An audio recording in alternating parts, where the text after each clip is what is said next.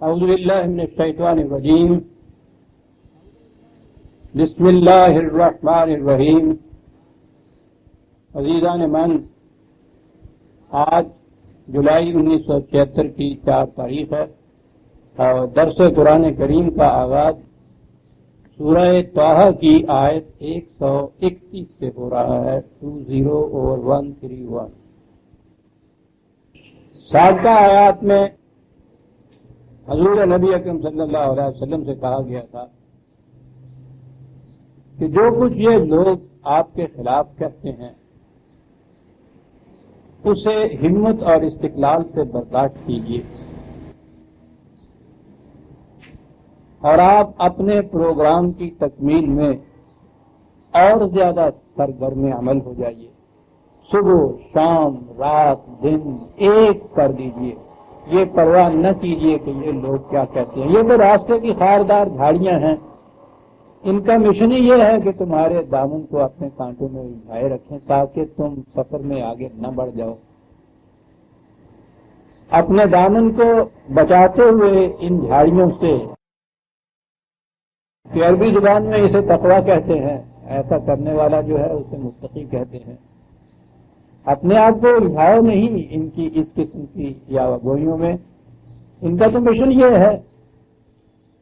انہیں برداشت کرتے چلے جاؤ، ان کا اثر مت لو، کوئی رد عمل نہ تمہاری طرف سے ایسا ہو، اور اپنے پروگرام کی تکمیل میں سرگردان رہو.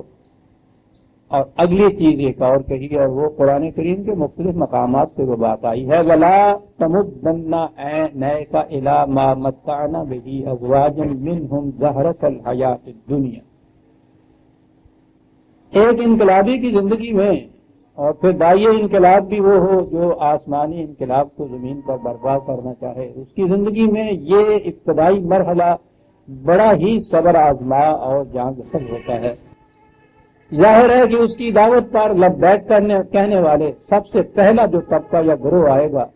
وہ وہی آئے گا جو مصیبت زدہ ہوگا، مستبد، سرکش، استحصال کرنے والوں کے مظالم سے ستایا ہوا، غریب، محنت کش، مفلس. اس کی آواز تو یہ ہوگی کہ میں انسانیت میں عدل و انصاف پھیلانے کو آیا ہوں، مظلوموں کی دستگیری کے لیے آیا ہوں. استحصال کرنے والوں کے خلاف سب سے پہلی اس کی آواز ہوگی کہ تمہارے ہاتھ سے یہ تمام چیزیں چھین لی جائیں گی. ظاہر ہے کہ یہ لوگ تو اس آواز پہ لبیک نہیں کہیں گے. وہی طبقہ لبیک کہے گا جو مظلوم طبقہ ہوگا، غریب ہوگا، محنت کش ہوگا، ستایا ہوا ہوگا. اب اس میں ایک تو یہ پہلے ہی مصیبت زدہ طبقہ آیا، اور جب اس نے اس انقلابی کا ساتھ دیا تو جو ان کے خلاف پہلے جوڑ و تشدد ہوتا تھا اس میں اور زیادہ سختی آ گئی. یعنی وہ جو اوپر کا طبقہ ہے انہوں نے دیکھا یہ کہ یہ شخص تنہا تھا، یہ لوگ اس کے ساتھ ہوئے ہیں، تو وہ جو داعی انقلاب ہوتا تھا عام طور پر نبیوں کے متعلق دیکھا یہ گیا، قرآن نے بتایا بھی یہ ہے کہ وہ ہمیشہ بلند خاندان سے متعلق ہوتے تھے، تو اس پہ تو نہیں یہ ہاتھ ڈالتے تھے.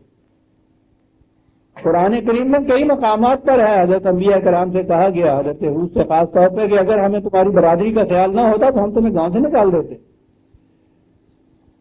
تو اس کا جواب تو ان لوگوں کی طرف سے عجیب ہوتا ہے کہ ٹھیک ہے، میری برادری کا خیال تمہیں ہے، برادری بنانے والے کا کوئی خیال نہیں ہے تمہیں.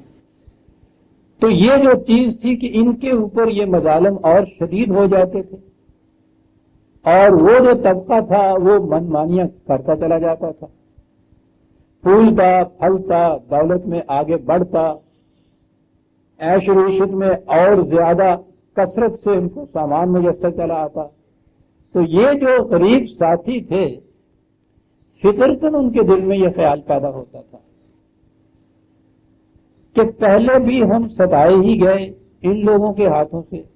اب جو ان کے خلاف اس کا ساتھ دینے کے لیے ہم اٹھے ہیں انہیں اتنا کچھ میسر ہے، ہماری حالت اس سے بھی زیادہ مظلومیت کی ہوتی چلی جاتی ہے. یہ ایک چیز آتی ہے. کچھ عرصے کے بعد ایسا نظر آتا ہے کہ یہ مظلوم طبقہ تھک جاتا ہے کچھ، یا ایسے ہی یہ ذہن میں آتا ہے کہ اگر حق و صداقت یہ تھی جس کی طرف ہم آئے ہیں تو پھر اس حق و صداقت کے بدلے میں ہمیں یہ سب کچھ میسر کیوں نہیں آ رہا، ہماری حالت ویسی اس سے بھی زیادہ مصیبت زیادہ کیوں ہو رہی ہے. ہر دور میں یہ چیز آئے گی، اور یہ چیز انبیاء کرام تو سب سے بڑے انقلابی ہوتے تھے، ان کے دور میں تو یہ چیز آتی ہے۔ بعض اوقات تو یہ اعلیٰ طبقہ جو تھا مخالفت ہی اس بنا پہ کرتا تھا۔ حضرت نوح علیہ السلام کے قصے کی ابتدا ہی اس سے ہوتی ہے کہ وہ بالا طبقے کے لوگ ان سے کہتے تھے کہ یہ ٹھیک ہے، ہم تیار ہیں تمہارے ساتھ آنے کے لیے، تمہارا ساتھ دینے کے لیے، لیکن یہ بات ہم برداشت نہیں کر سکتے کہ یہ لوگ جو ہمارے گاؤں کے کمی اور کمین تھے اور اب تک ویسے ہی ہیں، ہم اور وہ دونوں ایک ہی صف پہ بیٹھے ایک جگہ بیٹھ جائیں، ان میں مساوات قائم تم کر رہے ہو، ہم یہ نہیں کر سکتے، ان کو نکال دو تو دیکھو ہم آتے ہیں۔ ان کی طرف سے پہلا اعتراض یہ کیا جاتا ہے۔ یہ اعتراض نہ بھی ہو تو یہ جو چیز ہے کہ یہ باطل کے اوپر چلنے والے جن کے خلاف ہم اٹھ کے کھڑے ہوئے ہیں، ان کو تو یہ ساری دولت و ثروت و حسبت و شوکت یہ سب میسر ہوتا چلا جا رہا ہے، اور ہمارے حصے میں وہی تکالیف، وہی مصائب، وہی مشکلات ہیں۔ یہ ہے وہ چیز، یہاں اسی کی طرف اشارہ کیا، پہلے بھی یہ چیزیں آ چکی ہیں۔ کہا گیا ہے کہ یہ جن لوگوں کو اس قدر یہ دنیا کی یہ نمائشی چیزیں، زیبائشی چیزیں، آرائشی چیزیں میسر ہیں، ان کی طرف آنکھ اٹھا کر بھی نہ دیکھو۔ یہ نہیں کہ یہ قابل نفرت چیزیں ہیں، یہ تو تم نے حاصل کرنی ہے، یہ سارے ذرائع ان سے چھیننے ہیں، چھیننے کے بعد تم نے مساوات انسانیہ قائم کرنی ہے، لیکن اس وقت یہ خیال نہ تمہارے کہیں گلوگیر ہو جائے یا دامنگیر ہو جائے کہ نہیں صاحب یہ تو پھلتے پھولتے جاتے ہیں، اگر حق کے اندر کامیاب ہونے کی سخت ہوتی تو ہم کیوں نہ اس طرح آج ہی اس دولت و ثروت کے مالک بن جاتے۔ یہ دلیل عام طور دلیل نہیں بلکہ یہ ایک وسوسہ تھا، ذہنوں میں پیدا ہوتا تھا۔ یہاں بھی یہی چیز کہی گئی۔ حضرت موسیٰ علیہ السلام کے زمانے میں بھی یہ بات جو تھی، بنی اسرائیل نے تو تورات میں ہے کہ بنی اسرائیل نے تو یہ کہہ بھی دیا تھا حضرت موسیٰ علیہ السلام سے کہ عجیب بات ہے کہ فرعون کی غلامی کے زمانے میں بھی ہم مصیبتیں جھیلتے رہے، تم نے ہم سے کہا تھا کہ ہم تمہیں ان مصائب سے نجات دلانے کے لیے آ رہے ہیں، ہمارا ساتھ دو، ہم نے ساتھ دیا اتنی مشکلات، اور اب بھی ہم انہیں مشکلات کے اندر پھنسے ہوئے ہیں۔ تو چنانچہ اس پہ یہ ہے سورہ یونس میں 10/88 وقال موسیٰ ربنا انک آتیت فرعون وملأہ زینۃ واموالا فی الحیاۃ الدنیا، اے ہمارے نشو و نما دینے والے، تو نے اس فرعون کو اور اس کی قوم کو اور اس کے سرداروں کو اس قدر فراوانی سے یہ دولت اور فراوانی سے خوشحالیاں دے رکھی ہیں، ربنا لیضلوا عن سبیلک، تو کیا یہ تم نے اس لیے دے رکھی ہیں انہیں کہ یہ لوگوں کو تیرے راستے سے آنے سے روکیں؟ یہ اسی دولت و ثروت کی بنا پر یہی جو شوکت و قوت ان کو حاصل ہے، اسی بنا پہ تو یہ لوگوں کے راستے میں کھڑے ہو جاتے ہیں، تیری طرف آنے نہیں دیتے، اور تو ہے کہ انہیں یہ دیے چلا جا رہا ہے۔ یہ اصل میں بنی اسرائیل کی طرف سے یہ چیز تھی جو اس دعا کی شکل میں یا اس استدعا کی شکل میں سامنے آئی ہے، ربنا لیضلوا عن سبیلک، کیا اس لیے یہ دیا جا رہا ہے کہ تیرے طرف آنے والوں کے راستے میں یہ کھڑے ہو جائیں، ان کے ادھر آنے ہی نہ دیں۔ ربنا اطمس علی اموالہم واشدد علی قلوبہم فلا یؤمنوا حتی یروا العذاب العظیم، اے ہمارے نشو و نما دینے والے، چھین لیں ان کی دولتوں کو، بھسم کر دیں ان کو، خاک میں ملا دیں ان کو، یہ تعلیم مان لائیں گے۔ یعنی یہ چیز جو ہے یہ پیدا ہوتی ہے، یہ حق کا ساتھ دینے والے ہیں ان میں سے اکثر کے دل میں یہ بات پیدا ہوتی جاتی ہے۔ یہاں نبی صلی اللہ علیہ وسلم کے متعلق کی آیت میں بھی یہ کہا، اس سے پہلے بھی یہ ہے، وہ ہے 15/88 15:5/88 ولا تمدن عینیک الی ما متعنا به ازواجا منهم ولا تحزن علیہم واخفض جناحک للمؤمنین۔ یہ جس قدر زندگی کی خوشحالیاں آرائشیں ان کو میسر ہے، ان کی طرف نگاہ اٹھا کے نہ دیکھو۔ اور اگلی بات یہ ہے ولا تحزن علیہم، یعنی اس انقلابی اس رسول کے دل میں یہ اس کا رد عمل کیا ہوتا تھا، ان کی طرف سے اس قدر سختیوں کا، اس قدر مخالفتوں کا رد عمل کیا ہوتا تھا؟ رد عمل یہ تھا کہ یہ جو تو سمجھ رہا ہے کہ ان کی اس روش سے ان کے اوپر تباہی آنے والی ہے، تو ان کی آنے والی تباہی کی وجہ سے اپنے دل میں بڑی غمگساری اور ہمدردی محسوس کر رہا ہے، تو وہ افسردگی محسوس کر رہا ہے کہ ان کا یہ انجام ہونے والا ہے، یعنی ان کی طرف سے یہ اس قدر مخالفتوں کا ہجوم آ رہا ہے. ادھر سے اس نبی، اس داعی انقلاب کے دل میں رد عمل یہ ہو رہا ہے کہ یا اللہ یہ تباہ ہو جائیں گے، ان کو صحیح راستے پہ لے آ. کہا ان کے متعلق ہم نہ کھا تو کرنے کا کام یہ ہے واخفض جناحک للمؤمنین. یہ جو جماعت مومنین، یہ چھوٹے چھوٹے چنگے جسے کہتے ہیں، یہ بچے یہ جو آ گئے ہیں تیری طرف، انہیں اپنے پروں کے نیچے سنبھال کے رکھ، ان کی حفاظت کا سامان کرتا چلا جا، ان کی اس کثرت دولت و شوکت کی طرف نگاہ اٹھا کے نہ رکھ، اور اپنے آپ کو خواہ اس ذیک میں نہ ڈال کے یہ تباہ ہو جائیں گے، یہ برباد ہو جائیں گے. تیرا کام یہ ہے قل انی انا النذیر المبین. ان سے یہ کہہ جاؤ کہ میرا کام یہ ہے کہ تمہیں آگاہ کرتا چلا جاؤں کہ جس روش پہ تم چل رہے ہو اس کا نتیجہ تباہی ہے. اب دیکھتے ہیں کس قدر یہ کشادہ ظرفی وسط نگاہ ان کی تھی. یہ انقلابی آسمانی انقلاب کے جو داعی آتے تھے کس قدر ہمدرد غمگسار قلب پاتے تھے. بدترین قسم کے دشمن ہیں، ان کی تباہی کا احساس کرتے ہوئے ذیک ہوتا قلب کے اندر. کہا کہ تم یہ جو تمہارے ساتھ آئے ہیں ان کو اپنے پروں کے نیچے لیے رکھ، اور یہ نظرہ ان سے کہتا چلا جا کہ بھائی میں تو صرف یہ تمہیں بتانے کے لیے آیا ہوں کہ تمہاری یہ روش تمہیں تباہ کر کے رکھ دے گی، جس سے بعد آ. یہاں بھی یہی کہا، اور کہا کہ یہ دیا ان کو اس لیے گیا ہے اور اس لیے یہ مہلت کا وقفہ ہے درمیان میں، ان کو آگاہ کرنے میں اور ان کی تباہی آنے کے درمیان میں. لنفتنہم فیہ، انہی کی وجہ سے یہی تو ایک فتنہ ہے، یہی تو ایک اجالی ہے جس میں تو یہ گزر رہے ہیں، اور اسی میں تو انہوں نے ختم ہو کے رہ جانا ہے.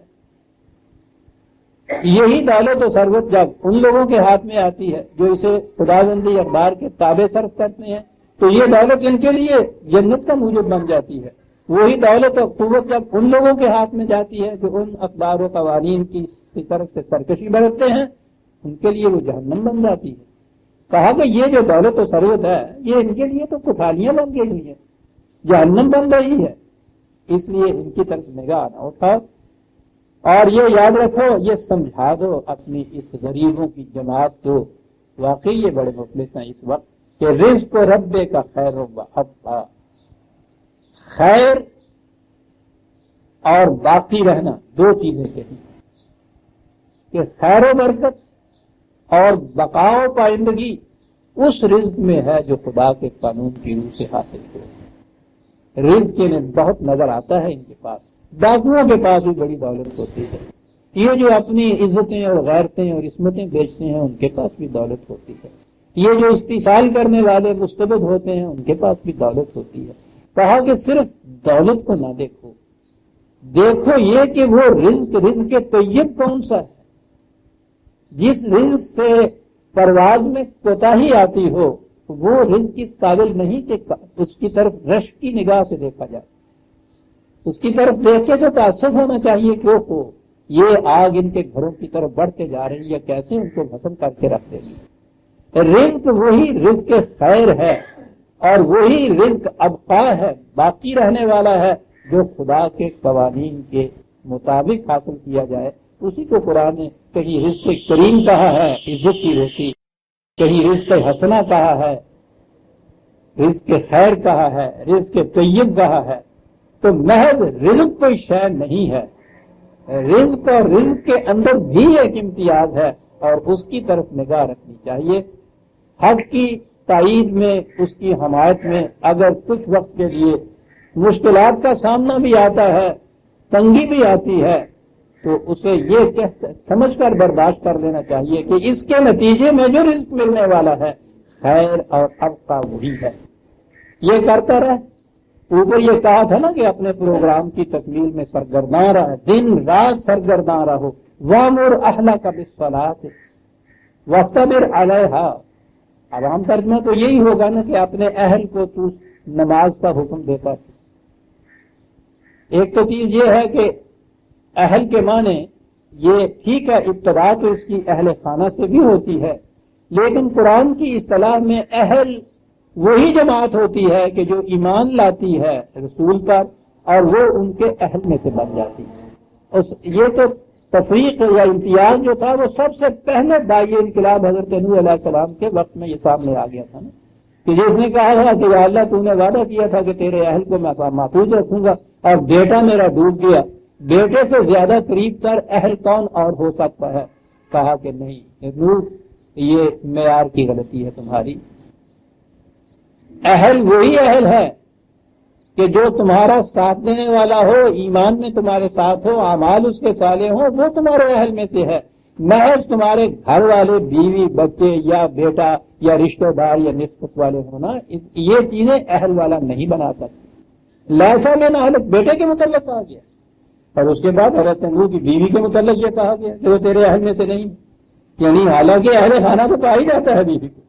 وہ تیرے اہل میں سے نہیں ہے کیونکہ وہ ایمان نہیں لائے۔ حضرت لوط کی بیوی کے متعلق یہ کہا تباہ ہونے والوں میں سے ہے، تیرے اہل میں سے نہیں ہے۔ اس لیے محض کسی کو رشتہ داری کی بنا پہ سمجھ لینا کہ قرآن کی روح سے وہ اہل میں آ جائے گا، غلط بات ہے۔ یہ وامر اہلک بالصلاۃ، صلاۃ کی کا حکم دیتا چلا جائے، تاکید کرتا چلا جائے صلاۃ کی۔ وہ گھر والے بھی اس میں ہوں گے جو ایمان لے آئے ہوئے ہوں گے، باہر والے بھی وہ ہوں گے کہ جو ساتھ دینے والے ہوں گے اس دائی کا، یہ سارے اہل کے اندر آئیں گے۔ کیا کر؟ صلاۃ کی تاکید کرنا، حکم دیتا رہے صلاۃ کا، تاکید کرتے رہے۔ یہ کوئی ایسی چیز ہے صلاۃ والی جس کے لیے کہا کہ واستبر علیہا، اور استقامت سے اس کے اوپر جمع رہا۔ نظر آتا ہے کہ یہ کوئی ایک ایسا فریضہ ہے کہ جو بڑا ہی صبر آزما، بڑا ہی ہمت شکن ہے، یعنی خدا تاکید کر رہا ہے اس کی کہ استقامت سے اس کے اوپر جمع رہا۔ یہ ٹھیک ہے عزیزان من، جیسا میں کہا کرتا ہوں کہ دین کے نظام میں ان اجتماعات کو بھی اہمیت حاصل ہے جسے ہم نماز کے اجتماعات کہتے ہیں، لیکن محض یہ اس شکل کے اندر یہ جو اجتماعات جو آج ہم منعقد ان کو یہ کرتے ہیں، یہ وہ فریضہ جو ہے قرآن کا، یہ وہ ادائیگی نہیں ہے، ایک رسم کی ادائیگی ہم کر رہے ہیں۔ اور یہ جو چیز ہوتی ہے کہ جی فلاں جو تھا بڑے انہوں نے یہ چیز بڑے ناز سے کہی کہ ہم نے کبھی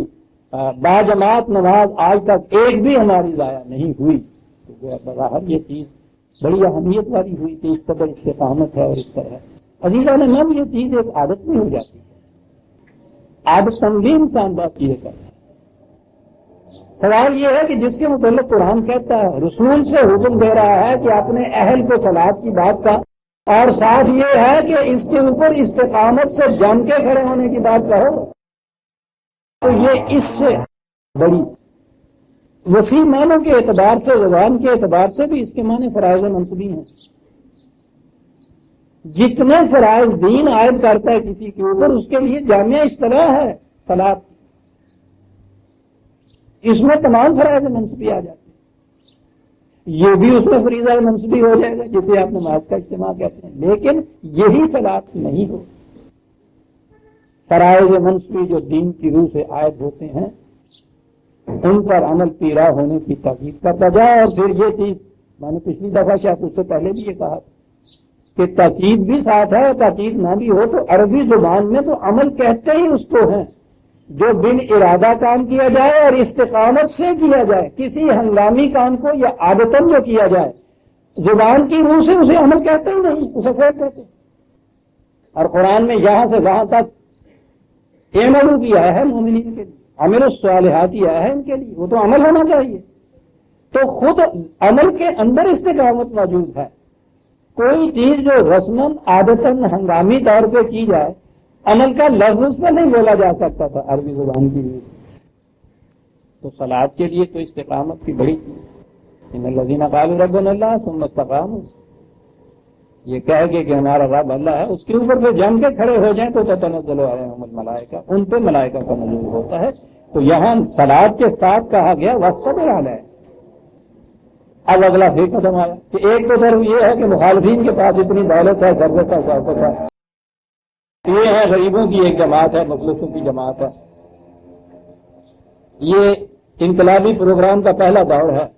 اس دور کے اندر بہرحال کچھ مالی قربانیاں بھی کرنی ہوں گی، دینا ہوگا، اس کے بغیر تو کوئی پروگرام بھی نہیں آگے چل سکتا۔ اب ایک تو یہ پہلے ہی بیچارے غریب اور مفلس آئے، اور اس کے بعد پھر یہ صورت ہوئی کہ اس پروگرام کے لیے یہ لائیے اور وہ دیجیے، بڑی چیز ہوگی۔ لا مسالوں کا رزق مانو مرض ہوتا ہے، یہ ذہن میں نہ خیال کرو کہ ہم تم سے کھانے کے لیے رزق مانگتے ہیں۔ یہ جو کچھ تم سے مانگا جاتا ہے نا، یہ ہم اپنے لیے نحن نرزقک کا، یہ ہم اس لیے لے رہے ہیں کہ کسی ترتیب و تنظیم سے تمہارے رزق کا سامان کریں۔ اب پہلی چیز جو ہے یہ خدا کے متعلق کہ جو کچھ تم سے وہ لیتا ہے اس میں سے اپنے رزق کے لیے کچھ نہیں لیتا، ٹھیک ہے؟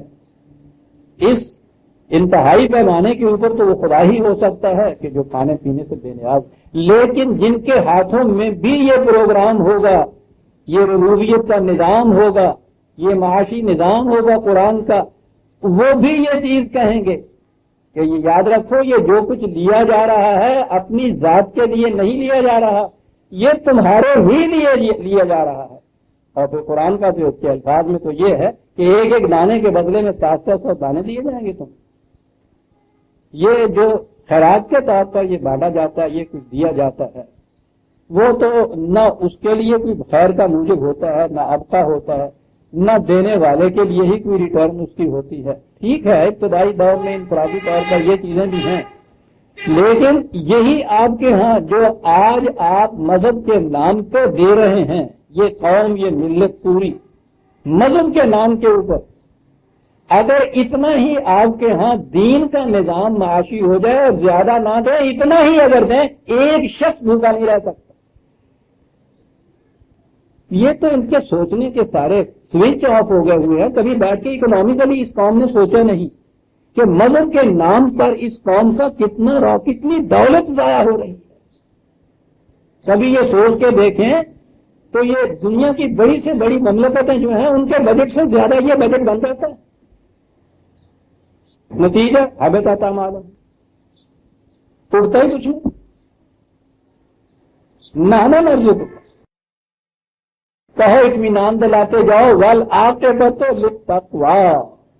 انجام کار تو انہی کے لیے یہ ہوگا جو اس قسم کے رزق سے بچ رہے ہیں۔ کاٹ لو چند دن اس مشقتوں، یہاں آ کے پھسل نہ جاؤ کہ نہیں صاحب ہم سے تو یہ دن 4 دن تو کاٹ لیے تھے کسی نہ کسی طرح سے، اب ساری عمر تو یوں نہیں کاٹ سکتے صاحب۔ والعاقبۃ للتقوی، یاد رکھیے کہ انجام کار انہی کے لیے ہے جو اس قسم کی کششوں سے اور جاذبیتوں سے اپنے دامن کو بچا لیتے ہیں، واستقر استقامت سے اپنی بات پہ حق پہ کھڑے رہتے ہیں، اور اس کے بعد پھر دیکھو کہ انجام کار کیا کچھ نہیں اس کو ملے، اتنا ملے گا کہ اس کے لیے تو کثرت اور کثیر کے الفاظ تو تھے ہی عربی زبان میں، نئی اصطلاح آئی کہنا کل کوثر، بڑا اضافہ ہے اس زبان کے اندر کا اس کوثر، ایسی کثرت جس کی انتہا نہ ہو، اس کثرت سے یہ کچھ ملے۔ اور واقعی جب یہ نظام قائم ہوا ہے، یہ محض یوں ہی دعوی نظری اکیڈیمک چیزیں نہیں تھی۔ تاریخ والوں سے پوچھئے جب یہ نظام قائم ہوا ہے تو یہ کوثریت ایسی چیز سنبھالا ہی نہیں جاتا تھا، ان سے اتنا کچھ آ رہا تھا کہ کریں کیا اس کو۔ والعاقبۃ للتقوی، سب اس لیے تھا کہ انہوں نے اپنے دامن کو محفوظ رکھا تھا ان خاردار جھاڑیوں میں الجھنے سے، اور نہ ہی ان کے پاؤں میں لغزش آئی تھی۔ یہ تھی واستبر علیہا، صلاۃ پہ استقامت کا یہ نتیجہ کہا یہ کچھ اپنے ہاتھ کرو۔ اب ان کے ہاں کا بار بار وہی ایک بات وہ کہے چلے جا رہے ہیں، وقالوا لولا یاتینا بآیۃ من ربہ، بڑی عجیب بات ہے، کون سی آیت عجیب نہیں ہے یہ چیز، جب وہ ذرا سا وجہ شوق کا شدت ہوتی ہے تو زبان پہ یہ چیز آ جاتی ہے، ورنہ اس کی تو کیفیت یہ ہے کہ فرق تازہ قدم ہر کجا کے میلی گرو کرشمہ دامن دلمی کشت جاہی یاس، قرآن تو پہلے لفظ سے آخری لفظ تک یہ پوری جاذبیتیں رکھتا ہے۔ بعض اوقات بعض چیزیں ابھر کر آ جاتی ہیں، لولا یاتین بآیۃ من ربہ، تقاضا وہی، معجزہ دکھاؤ، کرامات دکھاؤ۔ عزیزان من 2 لفظ آئے ہیں تقابل میں کہ قرآن، اولم تاتہم بینۃ ما فی الصحف، ان سے پوچھو کہ ہم دلائل دیتے ہیں، کون سی دلیل ہے جو باقی رہ گئی؟ تم کرامات مانگتے ہو اور ہم دلائل دیتے ہیں۔ تضاد میں دو چیزیں لے آیا قرآن سامنے، صاحب بڑی عجیب چیز ہی آ گئی۔ اہل مذہب کی نگاہ ہمیشہ کرامات اور معجزات کے اوپر جاتی ہے۔ دین نام ہی بین کا، دلائل کا ہے، براہین کا ہے، یہ اپنے فکر کو اپیل کرتا ہے، یہ غور و تدبر کی تعلیم پر کہا تم معجزہ مانگ رہے ہو، ہم دلیل دے رہے ہیں۔ اور یہ نئی بات نہیں ہے، ہو سکتا تھا نا کتاب یقین ہے پہلے انبیاء کو معجزات ملتے تھے، اور یہ جو آئیں گے وہ معجزات جن کو کہا جاتا ہے میں بتاؤں گا کہ قرآن کیا کہتا ہے۔ کہتا ہے بینہ تو ما فی الصحف الاولی، پہلی جتنی بھی آسمانی کتابیں آئی تھیں ان میں بھی دلائل ہی دیے رہ گئے تھے، اور کون سی ایسی دلیل ہے جو وہاں دی گئی تھی اور یہاں نہیں آئی؟ لیکن آئے گی دلیل ہی۔ تو نظر آیا کہ مذہب اور دین میں بنیادی فرق یہ ہے کہ دین میں تصور جو ہے سپرا ریشنل ہوتا ہے، ہمیشہ فوق الفطرت چیز،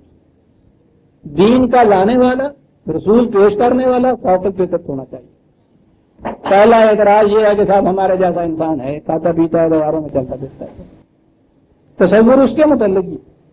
اگلی چیز یہ کہ جو کچھ وہ دے رہا ہے اس پہ نہیں، کوئی کرامت دکھاؤ، کوئی شعبہ دکھاؤ۔ یعنی ان چیزوں کی تو تحقیق عزیزان من یہ علماء ہمارے ہاں کے علم الانسان، علم النفس، سائیکالوجسٹ، اینتھروپولوجسٹ وہ کر رہے ہیں کہ انسان کی کیفیت یہ ہے کہ اگر یہ خارج کی اس رہنمائی کے پیچھے نہ چلے تو جو تصورات پہلے انسانوں کے ذہن کے اندر تھے وراثتاً منتقل ہوتے چلے آ رہے ہیں، وہی اس طرح الفاظ ان کے بدل جاتے ہیں۔ آج کے دور کا انسان اس کو اصطلاحات اور استعمال کرتا ہے، تصورات جو ہے وہ وہی ہیں جو پہلے دن کے تھے، وجود اس کے لیے کہیں وہی نے آ کے ان تصورات کی اصلاح کر دی، وراثتاً یہ آتے ہیں، ہیریڈیٹری آتے ہیں۔ قرآن نے بھی ایک جگہ کہا تو یوں نظر آتا ہے جیسے جانے والی قوم آنے والی قوم کے کان میں کہہ گئی ہو کہ یہ کرنا، کیا انداز ہے قرآن۔ آج مغرب کے یہ جتنے بڑے بڑے محقق ہیں وہ یہ کہہ رہے ہیں کہ بظاہر نظر نہیں آتا کہ یہ پہلے دور سے اس دور کے جو انسان اتنی منزلوں میں سے گزرا ہے کہ کسی نے واقعی ایک مدرسہ قائم کر کے کہہ دیا ہو کہ ہم یہ کرتے ہیں تو یہ کرو، لیکن یہ حقیقت یہ ہے کہ یہ چیز منتقل ہوتی چلی آ رہی ہے۔ عزیزان من قرآن کا انداز ایسے نظر آتا ہے جیسے جانے والی قوم آنے والی قوم کے متعلق کان میں وصیت کر گئی ہو کہ یہ کرنا۔ وہی چیز جو ہے پہلے دن سے قرآن کہتا ہے ما فی الصحف الاولی، یہ بات نہیں کہ پہلے دور کے اندر ہم بینات وہ دکھایا کرتے تھے آیات معجزات اور اس دور میں ہم دلیل دے رہے ہیں، کہا کہ پہلے دن سے ہی یہ صورت رہی ہے۔ صحف اولی میں بھی یہی بات تھی، وہ مسخ شدہ صحف ہیں جن کو تم دکھاتے ہو کہ انہوں نے یوں کیا اور وہ ہو گیا اور یہ کیا اور وہ ہو گیا، صحف اولی میں بھی ہم بینات ہی دیتے، دلائل ہی دیتے تھے، واضح قوانین ہی دیتے تھے، اور وہ معجزات مانگتے تھے، اور اسی قسم کے اور وہ پھر قرآن کریم کو اللہ تعالیٰ نے مہیمن کہا ہے۔ مہیمن کے معنی یہ ہیں کہ جو کچھ پہلے آتا رہا ہے متفرق طور پر وہ الگ الگ پھول سے ہی ان کا گلدستہ بن گیا ہے، ان تمام کو محیط ہے یہ مہیمن ہے۔ غالباً سورہ مائدہ کی آیت 48 5/48 مہیمن ہے یہ۔ تو مہیمن کس چیز کا کہا؟ جتنی بھی دلائل پہلی صحف کے اندر آیا کرتی تھی وہ تمام اس کے اندر موجود ہے۔ دلائل دیتا ہوں تم معجزات مانگتے، اور سابقہ ادیان کی یا مذاہب کی تاریخ کو تو چھوڑیے عزیزان من،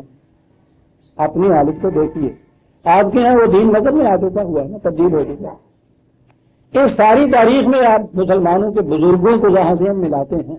جتنے بڑے بڑے بزرگ آپ کے ذہنوں کے اندر نہیں، آپ کے قلوب کے اوپر جو مسلط ہیں وہ وہی ہیں جن کے متعلق کہا جاتا ہے اتنی کرامتیں حضور نے دکھائیں،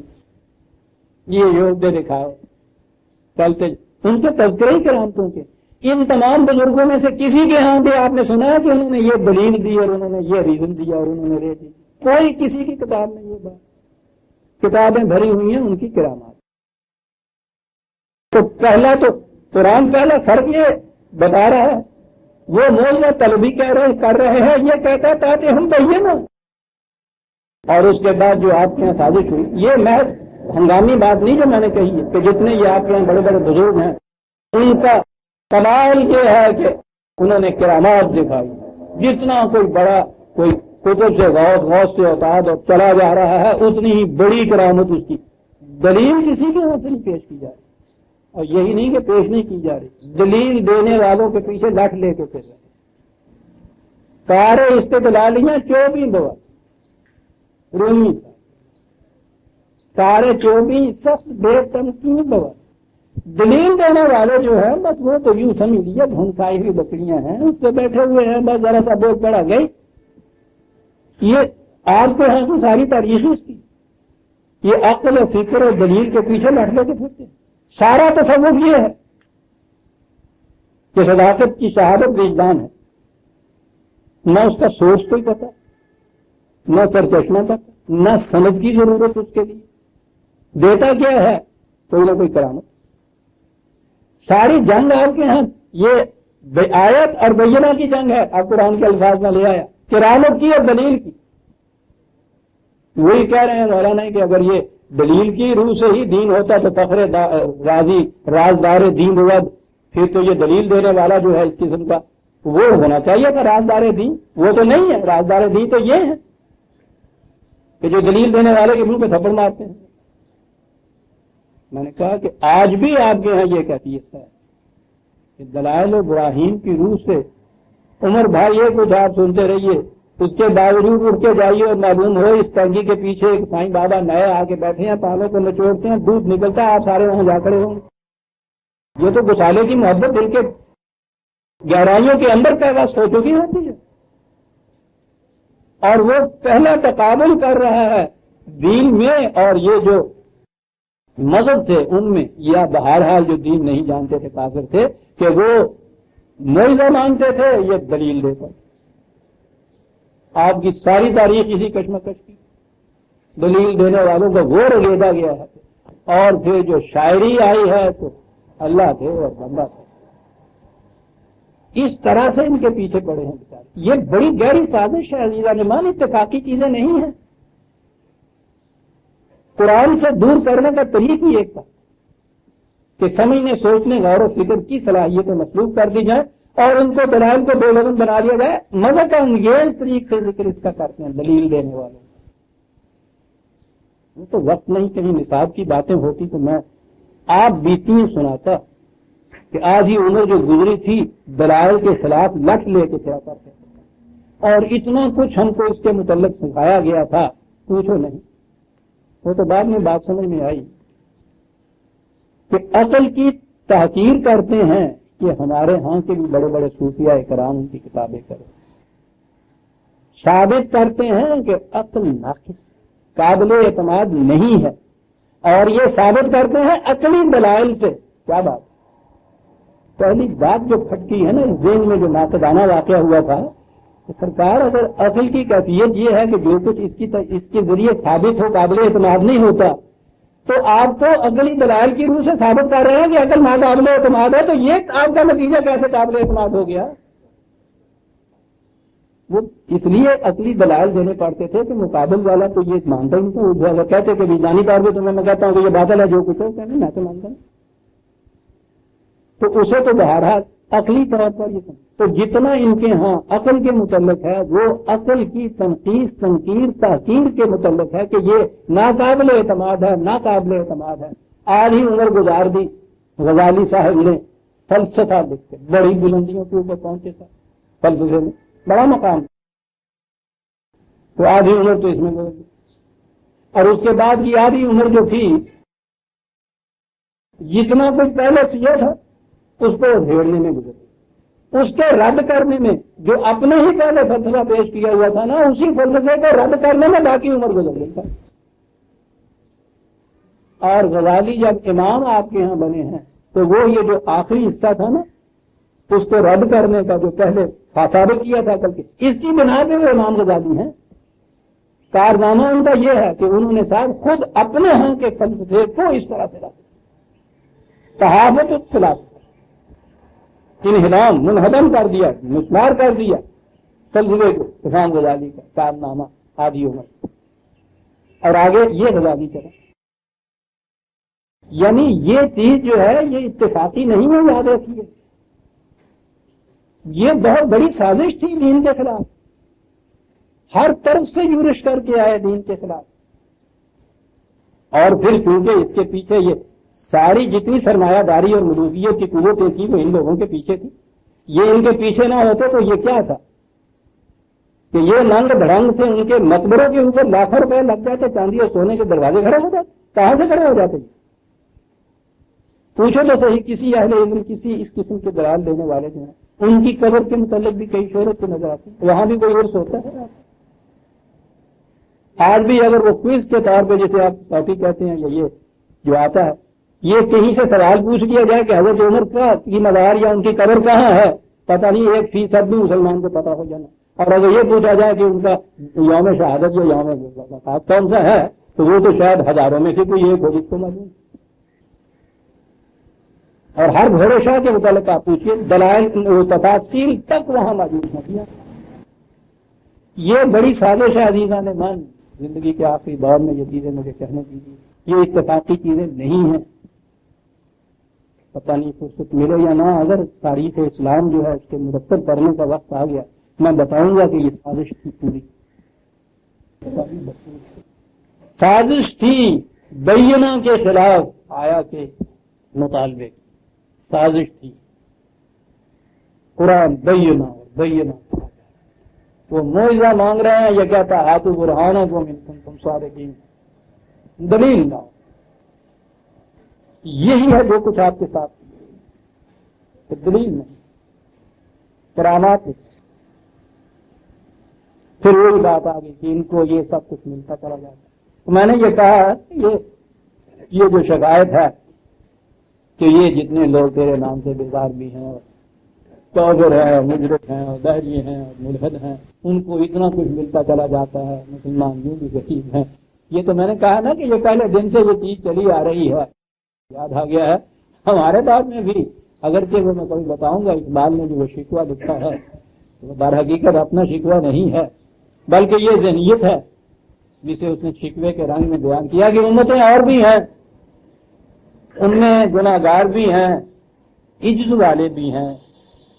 مست نئے پندار بھی ہیں، ان میں کاہل بھی ہیں، غافل بھی ہیں، ہوشیار بھی ہیں، سینکڑوں ہیں کہ تیرے نام سے بیزار بھی ہیں، لیکن رحمتیں ہیں تیری اغیار کے کاشانوں پر برف گرتی ہے تو بیچارے مسلمانوں پر، کوئی ہے نا بات کہ انہیں یہ ملتا چلا جاتا ہے اور ان کی کیفیت یہ آج بھی یہ شکوہ ہوتا ہے، آج بھی یہ اعتراض اٹھتا ہے کہ ہاں اگر خدا واقعی منصف ہے تو یہ جو ظلم کرنے کے لیے ہاتھ اٹھتا ہے اس کو وہی پتھر کیوں نہیں کر دیتا، اس کی تلوار کند ہو کے کیوں نہیں رہ جاتی، خدا خود کیوں نہیں یہ کر دیتا، آج بھی یہ چیز آتی کہ اگر یہ چیز ہے، قرآن کہتا ہے کہ والعاقبۃ للتقویٰ، یہ کشمکش کی جنگ ہے، اس میں ہمارا ایک قانون مہلک ہے، اور وہ اس لیے کہ ہم تمہارے ہی رب نہیں ہیں، ہم ان کے بھی تو رب ہیں نا، جھوٹوں کے بھی تو رب ہیں یہ، اور ہم ستیلے نہیں ہیں، ہمارے لیے کوئی ستیلی اولاد نہیں، مہلت کا وقفہ رکھا ہے، کافر اور مومن دونوں ذمہ داروں کے لیے وہی وقفہ، دونوں ایک ہی وقت میں وہ گیہوں بوتے ہیں اور ایک ہی وقت لیتی ہے وہ موت اس کے پک میں، اس کے بچے بھوکے مرتے رہے 6 مہینے مرتے رہے، ہم اس کے گیہوں کو قبل از وقت نہیں پکاتے، یہ بھی رہی نہیں نال نال کو دشمنی ہوں گی، ایک رسم کا کھیت آ گیا پکا کے دسے پاکستان کا پوری کڑک بھی اسے رسول نال پک لی گئی، وَلَوْ أَنَّا أَهْلَكْنَاهُمْ بِعَذَابٍ مِّن قَبْلِهِ لَقَالُوا رَبَّنَا لَوْلَا أَرْسَلْتَ إِلَيْنَا رَسُولًا فَنَتَّبِعَ آيَاتِكَ مِن قَبْلِ أَن نَّذِلَّ وَنَخْزَىٰ، کہا کہ اگر صورت یہ ہوتی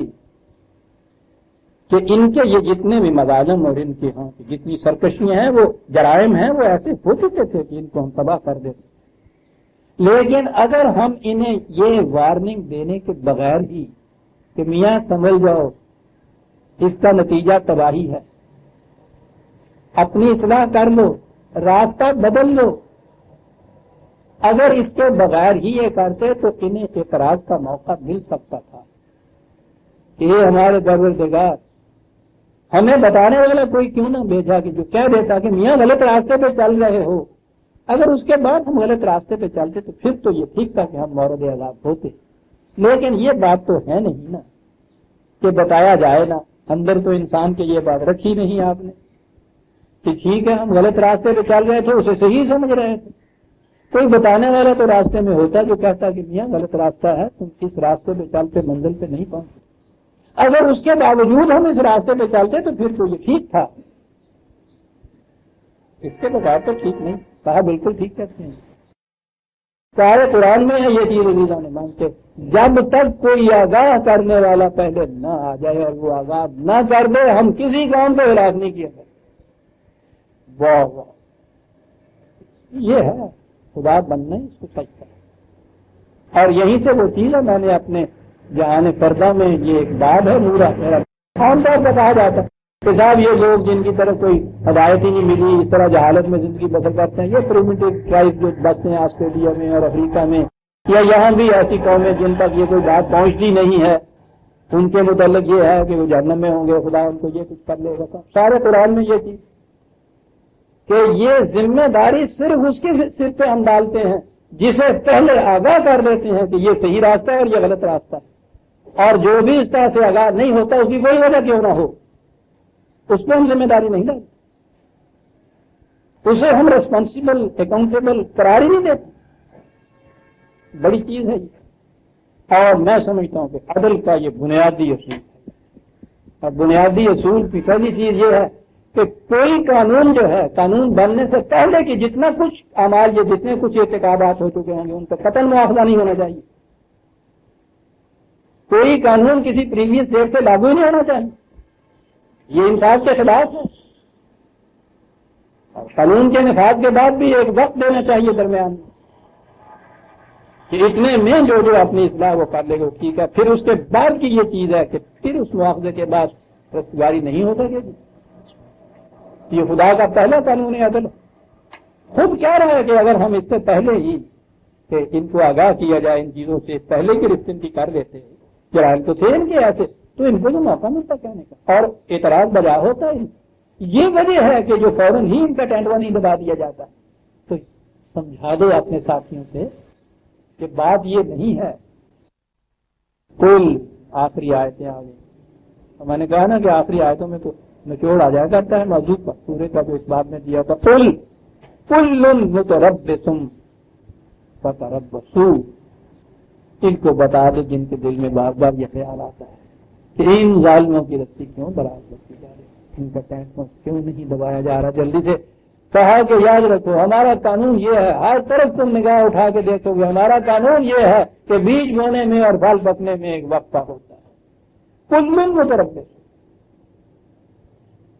نظام کائنات میں ہر جگہ ہمارا یہ قانون امہال جو ہے، مہلت کا جو ہے، یہ کار فرما ہے،